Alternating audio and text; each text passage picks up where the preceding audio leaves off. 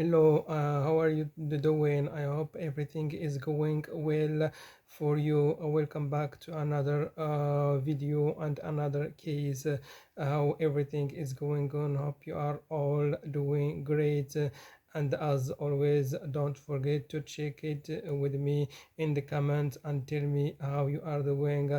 Our case today will take us to the way to the United States of America.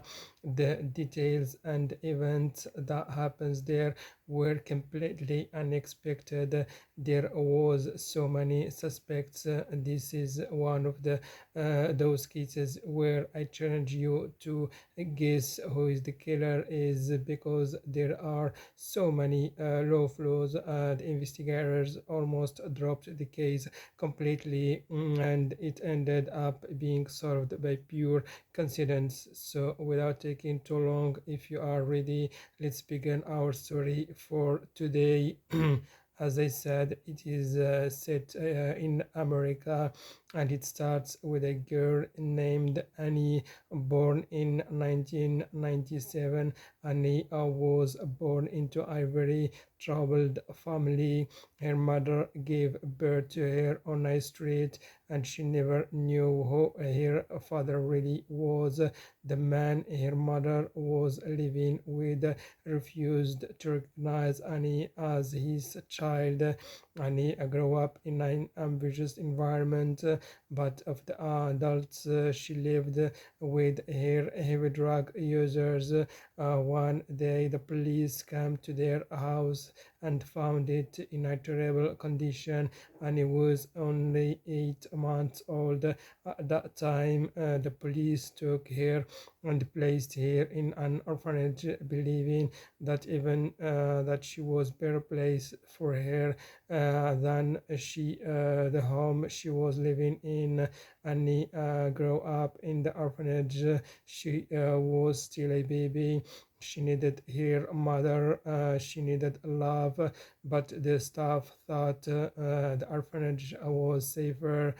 She was adopted 8 different times. Each time a new family would take her in, keep her for a few months, sometimes up to a year, and then bring her back to an orphanage with no clear reason. The staff couldn't understand why Annie seemed like a normal, quiet girl, shy, polite, well behaved, and behaved. And honestly, that's heartbreaking. If someone isn't truly ready to adopt, they should take a child only to return them later. That's so painful. Annie stayed in the orphanage until she was 9 years old, moving from family to family, never being accepted fully.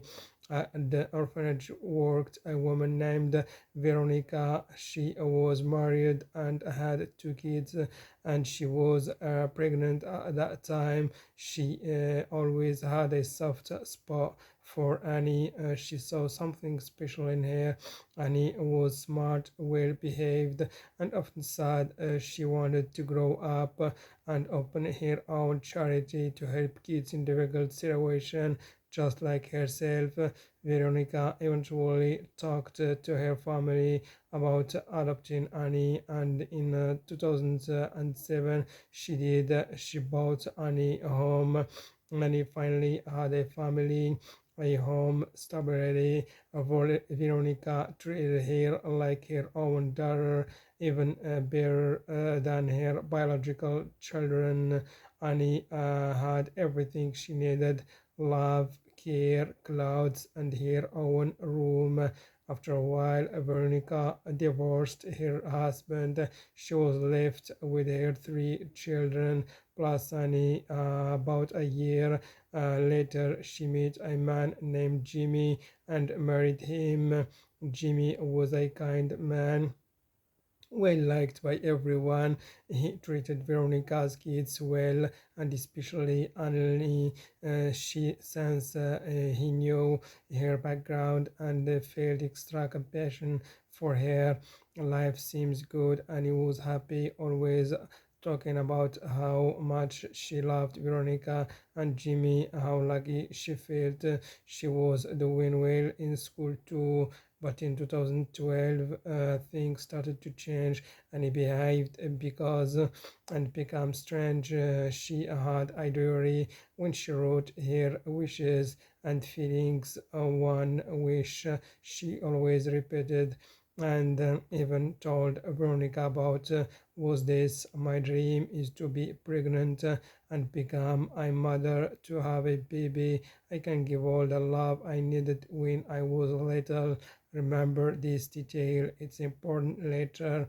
And he was 15 years old at that time. She had met a boy, also a teenager, and started a relationship with him. She was so caught up in that she convinced herself that she was pregnant. She even told Veronica that she was feeling dizzy and sick, showing a symptom of pregnancy.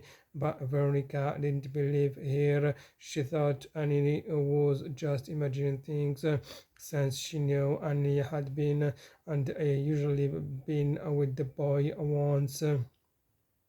In March 10, 2012, Veronica and Jimmy went out to dinner, leaving their kids with Annie. She was 15 all years. I babysit. When they came back around 11 p.m., Veronica noticed that Annie seemed off, nervous, as if she wanted to say something but couldn't. Veronica ignored it, thinking if there was something wrong, Annie would talk to her later. Around 12:30 a.m., Veronica went to Annie's room to check on her, but Annie was gone. On Annie's desk was a letter. In the letter, Annie wrote, "Mom, I love you so much. I am sorry about I felt, and I don't want to come back. Please don't look for me." About the pregnancy, I lied. I am not pregnant. I just want attention. I want to feel what it's like to have that love. I'm leaving to start a new life somewhere else. Veronica panicked. She called Annie phone. It rings, but no one answered. So she called the police and reported Annie missing. The police came, took her description and asked about Annie's personality. Veronica told them Annie sometimes liked attention. Maybe she just ran off to scare them and would come back. The police began searching. Veronica called all of his any friends, asking if they had seen her. No one had. So called Christopher, the boy, and he had been seen. He said he hadn't seen her since the day before. He admitted she had seemed upset, but didn't know why. By the next afternoon, Annie still hadn't come home. Around 4 p.m., the police got a call from a man who had been walking near the river. He saw a pool of blood and a small red snake nearby. He was not sure if the blood was human, but he called it in.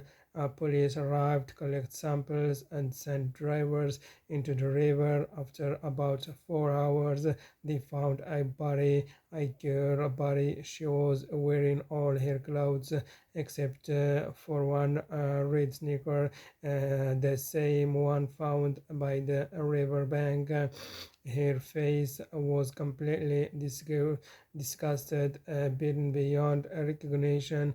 The only thing the coroner could tell was that she appeared to be of Asian descent, around her 20s.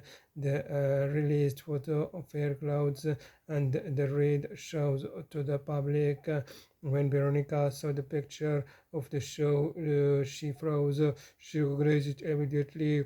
"I bought that show for Annie's for Valentine's Day," she told the police. "She never took it off. She wanted to check Annie's clothes The other show was missing. Veronica went to the police station and begged to see the body, even though the face was unrecognized. She identified Annie by a soldier scar and a birthmark. The autopsy confirmed it. The victim was Annie. She had died from severe blows to the head with a heavy object, sometimes or something like a metal bar or a hammer. She was already dead before being thrown into the river.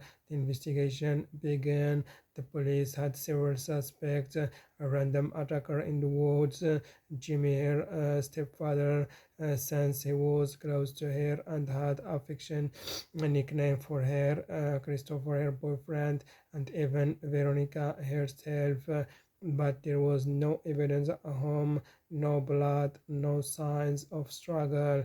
In Annie's diary, they found many written about Christopher and also about someone called Jay. She wrote about Jay lovingly, but no one knew who he was.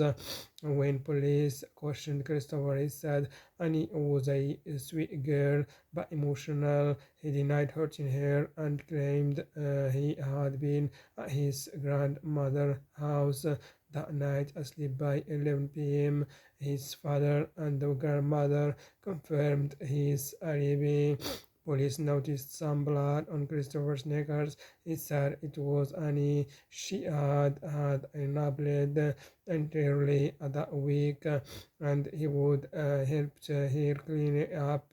A friend confirmed the story. This showed the blood was indeed Annie's, but that didn't prove anything criminal. So Christopher was ruled out for the time being. Then, weeks later, Christopher's father told police that someone was threatening his son over the phone from an unknown number, saying, "If you keep talking about Jay, I will kill you and your family." The number was untraceable. The case won't called for months. Then a woman named Joanna, who was in the prison for drugs trafficking, contacted the police saying she had information about Annie's death. She told investigator that she had witnesses and that what happened, but she wanted to deal a deal in exchange for her testimony. She claimed that Annie came to a house of a man named Daniel, a drug dealer, with another guy named G. Anis and G had a relationship. After G left, Daniel tried to assault her and assault Annie. When she resisted, her smashed her sneaked repeatedly against the wall until she stopped moving. Then he called G to come back and come him get rid of the body. Yuna said they told her they were talking Annie to the hospital, but later come back laughing, saying, "We let her swim." Police arrested Daniel immediately. His house was under a renovation, fresh paint, broken walls, which made police suspect he was hidden evidence. But Daniel denied knowing Annie. After investigation, it turned out Yuna had lied to get revenge on Daniels for not supporting her while he was in prison. She admitted she had fabricated the story, and Daniel was cleared of Annie's murder, though he was convicted on other charges and received an additional 6 months in prison for obstructing justice. Years passed. The only lead left was this mysterious J. Investigators searched for anyone whose name started with G but found nothing. The case passed through several directives until it reached Directive Joe Jacqueline, who decided to open it from the scratch. She reread Annie's diary carefully and noticed that Annie constantly wrote about Christopher, not just about Jay. The way she described her feelings, her lies about being pregnant, the fights, everything points to Christopher. Jacqueline also found that one of the nights Annie disappeared, there were several short phone calls between her and Christopher, lasting just a few seconds each, like they were arguing. She decided to focus back on Christopher. She re-examined her nose bleed story and tracked down the friend who had backed it up. By then, the friend was 17. Jacqueline told him, "Tell me the truth and you will not get in trouble." He confessed that he had lied for Christopher, that Christopher had texted him what to say. Jacqueline then paid from her own pocket to trace Christopher's phone, located a story from 2012 when Veronica had called Christopher that night around 12:30 a.m. The signal placed his phone right near the river where Annie's body was found. Also, the suspect or supposed alibi calls from his father and grandmother to check on him were both made around midnight from their house, but Christopher's phone was pinging miles away. The lie was clear. Christopher was arrested again. His father hired three lawyers, but this time new evidence emerged to immediate intimate later reported that Christopher had confessed to them in jail. According to their statements, Christopher said Annie had been ruining his reputation, telling people she was pregnant with his child. Whether she was or not, it was destroying his life. He said he had to make it stop.